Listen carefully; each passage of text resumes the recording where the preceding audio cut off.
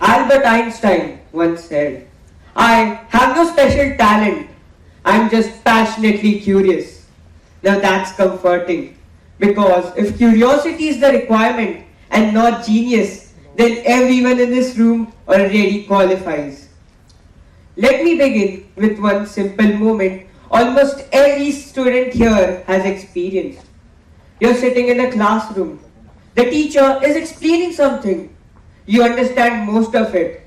But one small thing just doesn't make sense. A thought appears in your head. A question forms. You want to ask. You're curious. You look around. The class is silent. The teacher looks serious. And then suddenly you think, what if it's a stupid question? So you don't ask. You tell yourself that you'll figure it out later. But do you? Slowly, without realizing it, your curiosity learns an important lesson: to stay quiet. It feels like a pretty small and irrelevant moment, but it isn't. The most dangerous moment in education is not when a student gets the wrong answer. It's when they stop asking questions. Because once that happens, curiosity slowly fades away and gets replaced by compliance. Then education may continue. Classes happen, exams happen, results come out. But learning slowly disappears. We live in a strange contradiction today. Never in history have humans had access to so many answers. Don't understand a concept? There's a YouTube video. Forgot a formula? Google Baba has it all. Stuck with homework? AI can solve it. Answers are everywhere. And yet, never have we seen students so disengaged, anxious, and unsure of direction. So clearly, answers are not the problem. It's understanding. Understanding comes from struggles, doubt, and questioning. Something that our education system treats like unwanted guests. By the time students reach college, most of them have made an invisible deal with these systems. It's never spoken out loud, but it's deeply felt. The deal goes something like this. I will give up curiosity for safety. Safety of marks. Safety of approval. Safety of predictable results. This deal is tempting and it works for a while. But the cost of this bargain is too enormous. The moment curiosity leaves, learning becomes mechanical. Instead of trying to understand the ideas, you're trying to finish the chapter. And mechanical learning does not survive outside classrooms.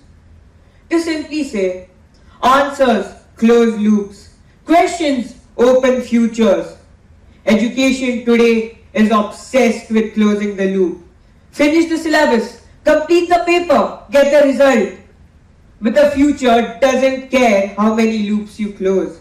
The future belongs to people who can open new doors. Now imagine, it's the night before your exam. Your table looks like a battlefield.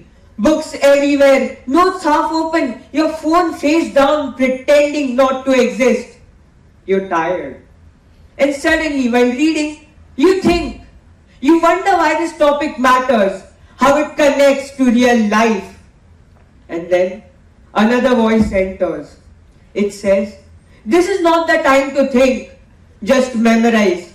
Questions can wait. And so you push these thoughts aside. Not because they're useless, but because they feel dangerous. Dangerous to marks, to confidence. That's why curiosity doesn't die suddenly. It gets postponed repeatedly until one day it doesn't come back.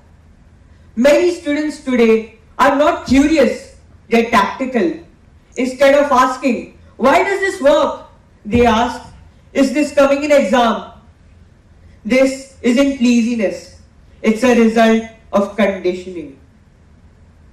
Now imagine coaching classes. Hundreds of students solving the same questions at the same speed. Someone has a doubt, not about the answer, but about the idea behind it. Once again, they look around. No one seems interested enough.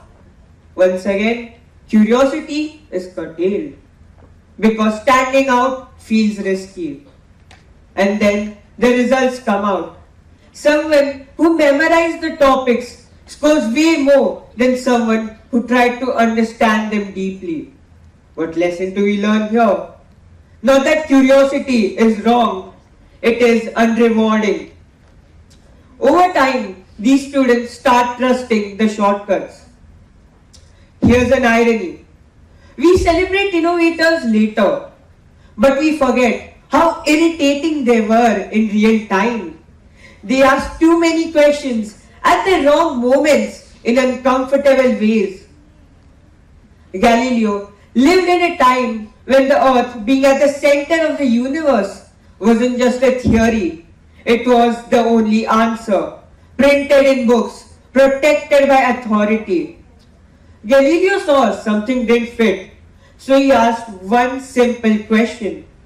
What if the accepted answer is wrong? That question didn't turn him praise, it turned him punishment. But it also changed the way humanity understands truth. Now coming back to the present. If you look at today's children, they're way more curious than we ever were. They ask so many questions, some intelligent, some a bit weird, and a few embarrassing ones. I have a younger cousin, Vedika, who once asked so many questions at a family dinner that eventually everyone stopped answering her. It started simple, like, why is the sky dark at night?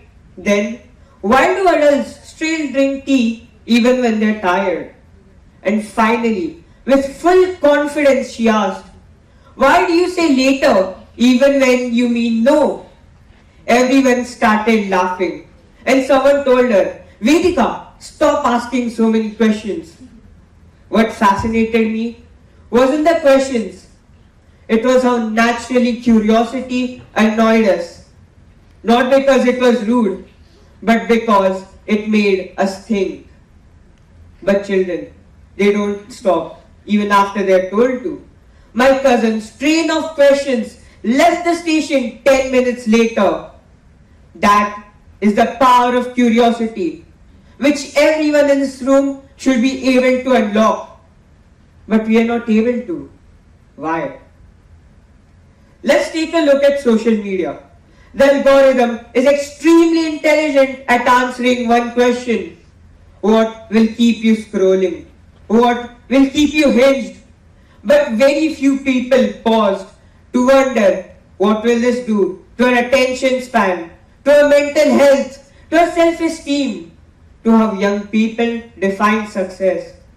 The problem isn't intelligence.